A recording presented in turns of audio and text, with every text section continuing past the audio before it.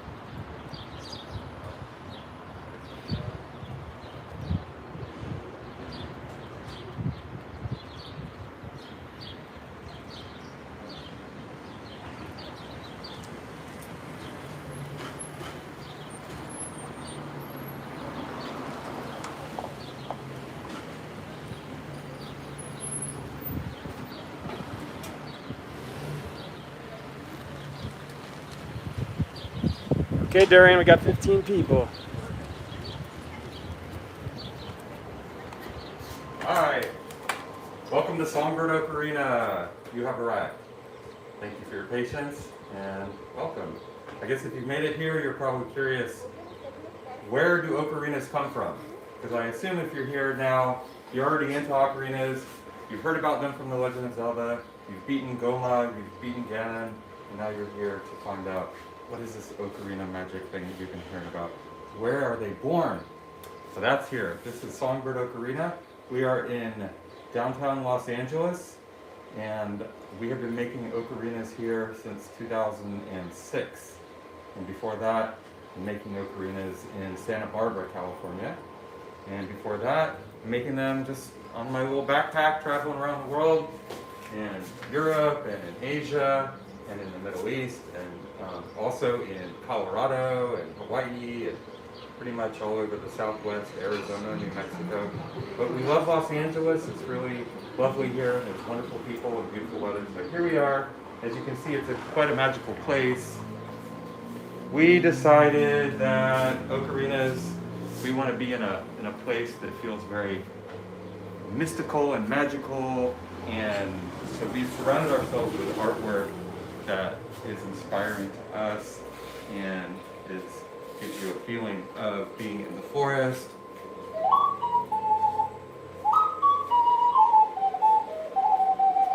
Still trying to figure out how to wear a mask and play ocarina at the same time and keep it safe, but you know, you do what you gotta do. So, ocarinas, do they grow on trees? On a good day.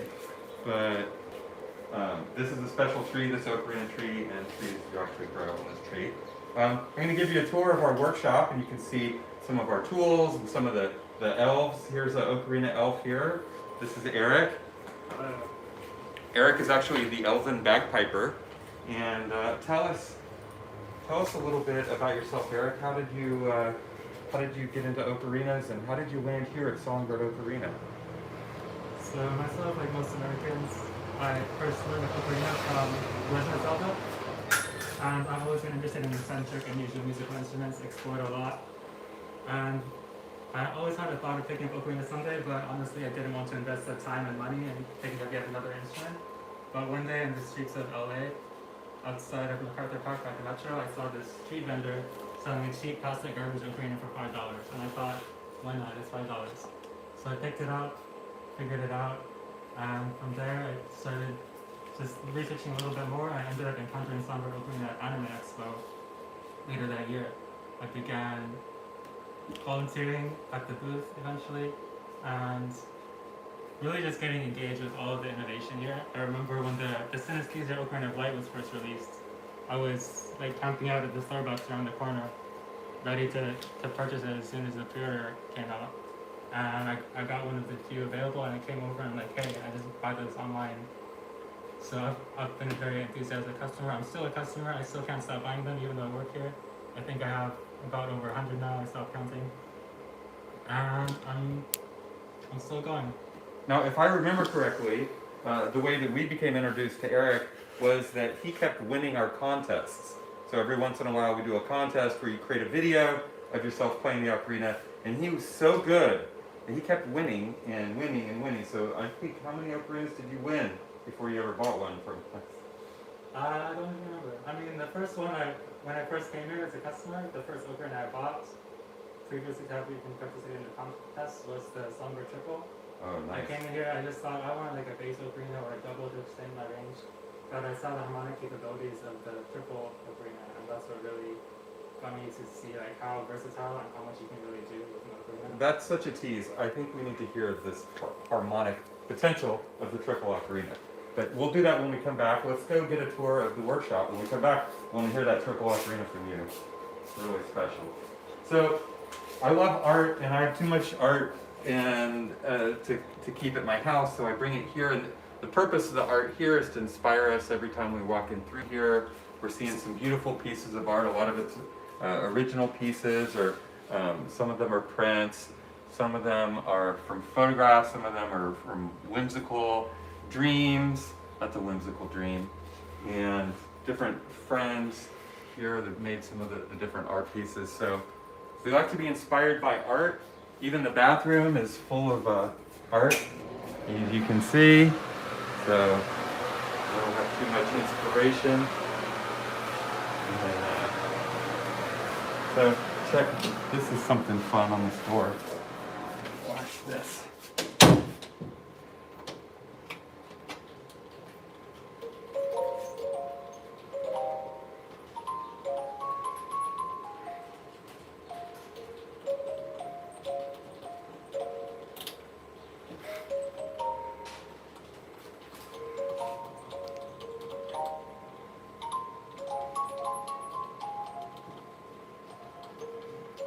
Now I don't want to finish it or else the storm will come and it'll start raining, and we don't want it to. It's Friday afternoon. We want a nice sunny weekend, so I'm not going to finish this on a storm. Don't worry. Okay. Here's the shop. I'm working on some, this is the Muse ocarina here. And you're probably curious, look at this high-tech tool we use here. This is bamboo. And so we shave, I like Indonesian bamboo. It's nice and flexible, but still firm. And what happens is it's creating the space where your air goes, where you breathe, the breath channel, the air channel.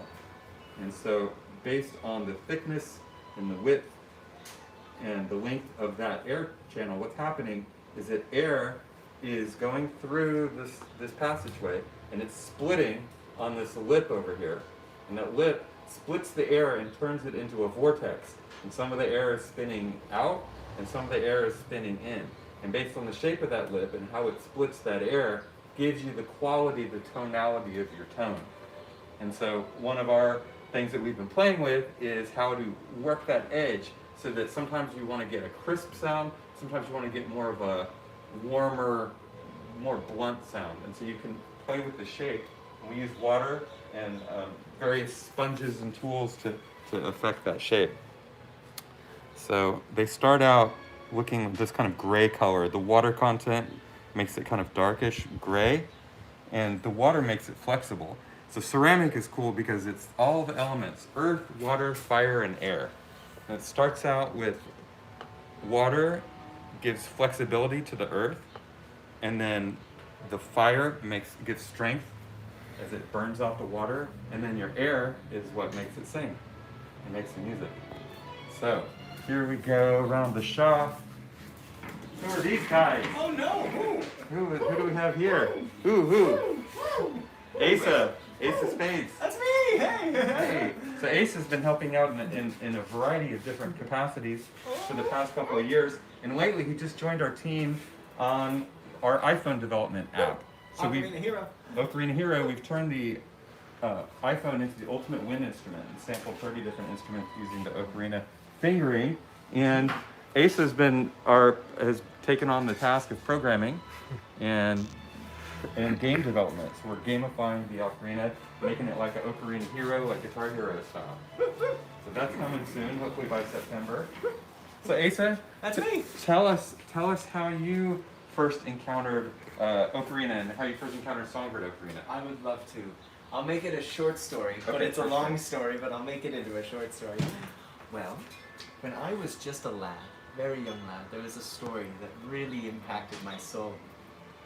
When I played this story, when I was a part of this story, it affected me on such a deep level that as I grew, it transformed me into the man I am today.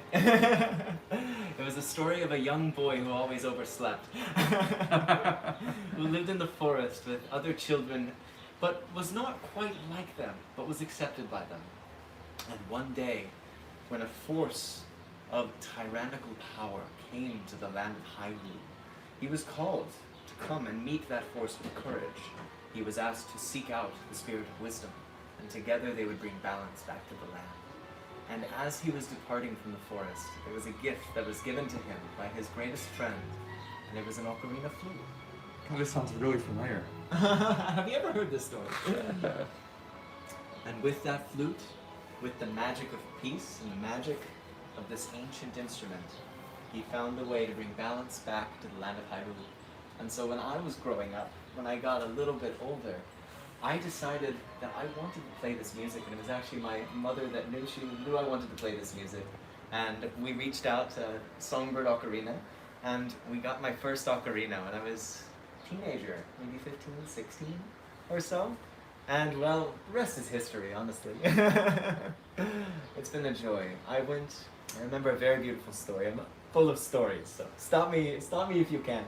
I was deep in the forest of Oregon once, in the middle of the night, playing a box drum, when out from the woods approached a man with a flute that looked as though it had come down from the heavens, like a star tear that had come. And he was playing this instrument and created this etheric moment in time and space where all things parted and all there was music. And I discovered that this man was named Durian Songbird, of Songbird Ocarina. And from that moment on, we really had the opportunity to make magic and music together, and it reminded me of how magic we can be in our life. Any moment, we can be magic, you know? Well, let me put a little flesh on those bones, because the next time when I encountered him, so he told me this story.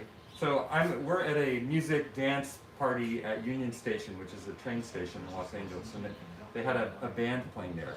And I see this man standing there who looks like an elf. He looks like a magical elf. And I'm like, I should know this person, because whenever I walk into a room and I see someone who looks incredibly interesting, I usually walk right up to them and just go, wow, you seem like someone I should know. So I walk right up to Asa and I go, wow, you're a very interesting looking character. You seem like someone I should know. My name's Durian. And so we introduced you. This is back in the days when you could just shake hands with people, with random people that you meet. And he goes, Durian, Songbird, I think we've met. We met in the forests of Oregon late at night one night when you appeared with your flute.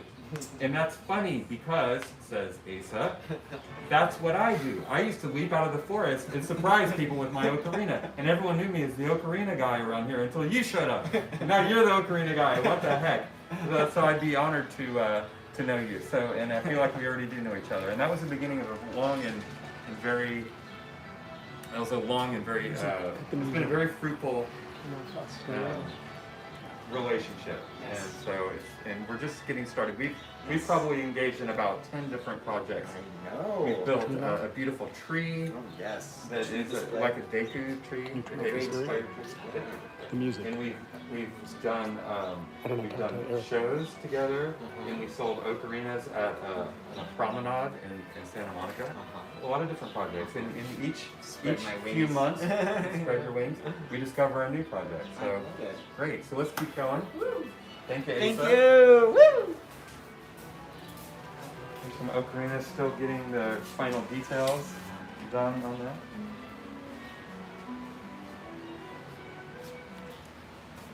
Alright. So here we have Come With Me. And let's see. These are our molds. And this is where we create the basic shape. And what happens is clay starts as a liquid form, and it's earth and water. So it's almost like a pancake batter. And what we do is we pour it into a mold, and the clay pours into these molds, and we keep it in for a certain amount of time. And the longer it sits in the mold, the thicker this wall gets, because the clay is building up. This is thirsty. This is gypsum, or plaster of Paris, and the gypsum comes from a mine near Black Rock City in Nevada. If you turn left, you end up at the gypsum mine. If you turn right, you end up at Black Rock City. So definitely don't turn left. Or right, I forget. Okay, anyway, this is a mold, and what it is the negative of the shape. And so I'm just gonna pop this open, and you'll see.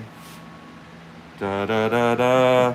And you can see this is the little wing, right? And it's the negative of the shape, and this is gonna come out here like that. It's very delicate.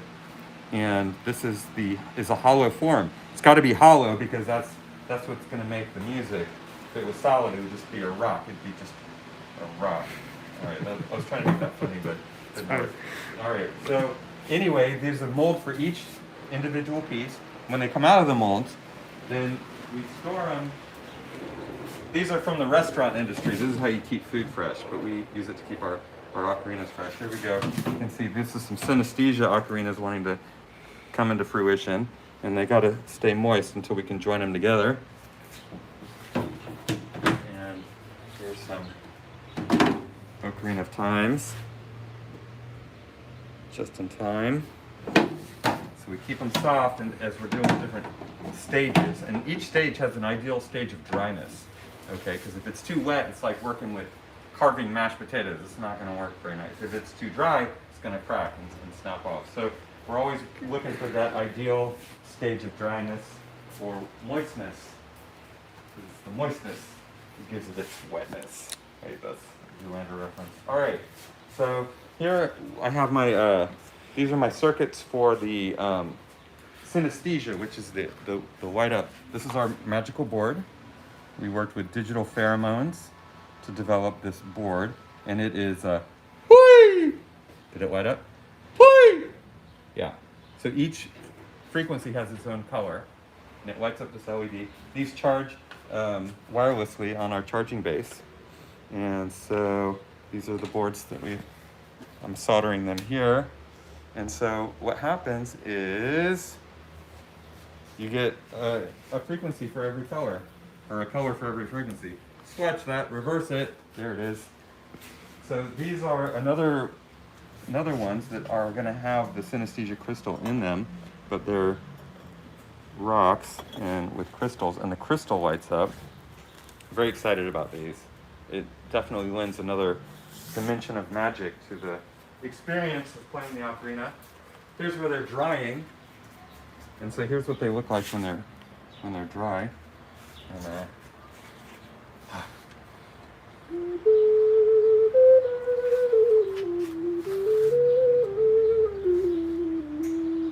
so they play just fine even before they're fired. In fact, I like how they sound even more when they're very delicate at this stage because they have not been hardened. When you fire them, it's very hot and they shrink and they get tight. All the molecules condense and it vitrifies and it becomes impervious to moisture and to water. And if you were to soak this in water, it would turn into mud. However, once you fire it, it will stay in a stone-like space. However, at this stage, it's very thirsty, and so it's very nice to play in this stage, but won't survive out in the wild very long until we fire it. Which brings us to our kilns. Okay, You're killing it. we're kilning it. These are kilns, and they're basically a glorified toaster. What it is it's coils that heat up, and this is insulated brick, and so it gets hotter and hotter and hotter. So your toaster would get this hot if you just had it insulated and let it keep going and going and going. So after about 6 to 8 hours, it reaches about 2,000 degrees, and that's about how hot it needs to get. Maybe 1,800 degrees we like to fire it to. 1,800 degrees. Can't hear you. Louder. Huh? Louder. Louder, okay. And that's the temperature to get this. Here's what it looks like before it's fired, and then it melts and becomes this, right? So you can see the glaze. Glaze is like powdered glass. And so here's how I'm gonna glaze this. You see, this is a really chunky glaze. It's got all these flavor crystals in it. Flavor crystals.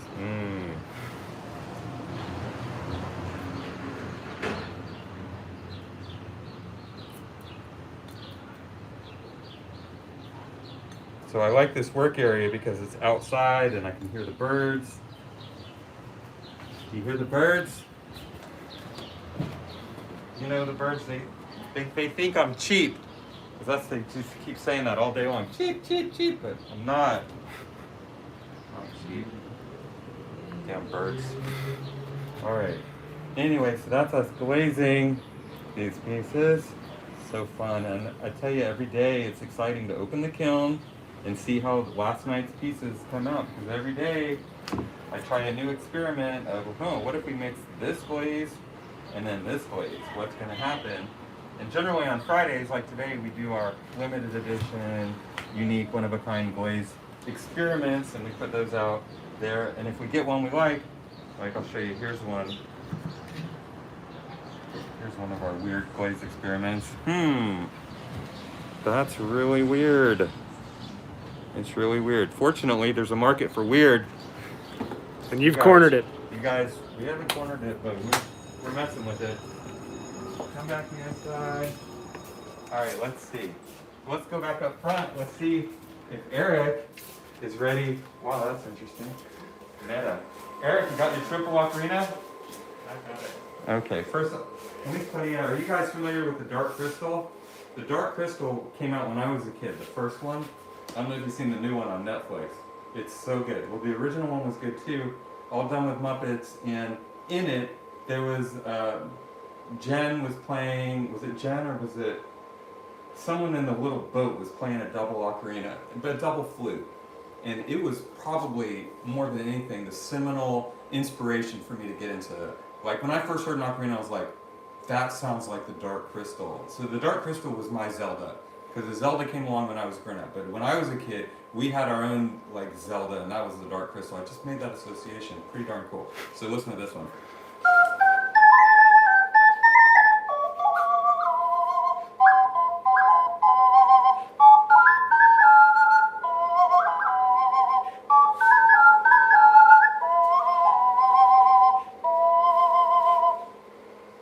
So that wasn't necessarily the Dark Crystal song, but that was inspired by that. So we all have inspirations that get us going, get us up in the morning. So Eric blew our minds with his triple ocarina prowess, and so please give us an example, Eric. Okay.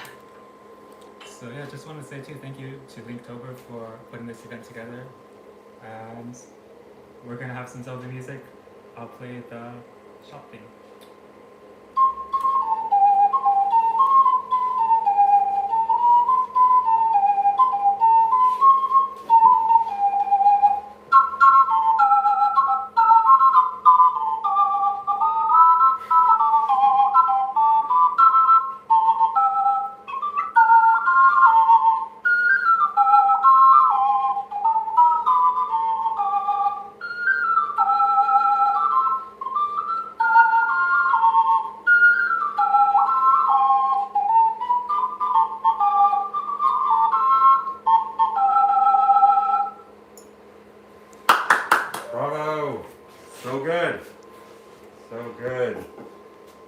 Okay, you guys, so let's see, what else? This is scales, because now we're all about justice. So figuring out what that means for us personally. And what else can I show you? We've been excited with, oh yeah, that was a game that we came up with. Oh. So, Asa, who you met before, wrote a story called The Song of High Above. And it's on a scroll. And it's a really cool story. Once long ago, in a corner of that faraway land we know as the Imagination, there dwelt a happy people, the people of the forest, living in harmony with their world, expressing their love to nature and receiving her bounties in return. If you're curious to hear more, just send us an email or a message and we'll send you this whole scroll and you can read the whole story for yourself. It's actually really good. Oh, thank you. And I'm a fan of the story. So I'd like to thank Linktober for inviting us for this tour. I hope you had a good time on Ocarina Avenue, as you can see. And it's a lot of fun to come here, and I come here pretty much weekends and weekdays. If you were here, we'd have you sign our guest book. Unfortunately, you are only virtually here, so if you send us a message, we'd love to hear from you. Yeah, oh, here it is. Nice. Virtual guest. That's you. Thank you for signing our guest book. It's been a delight to give you this tour. And if you're ever in Los Angeles, come by and take the actual tour. We tours every hour on the hour. We'd love to show you around and regale you with song and get you going on an ocarina for yourself. Okay, thank you everybody. I'm Darian Song.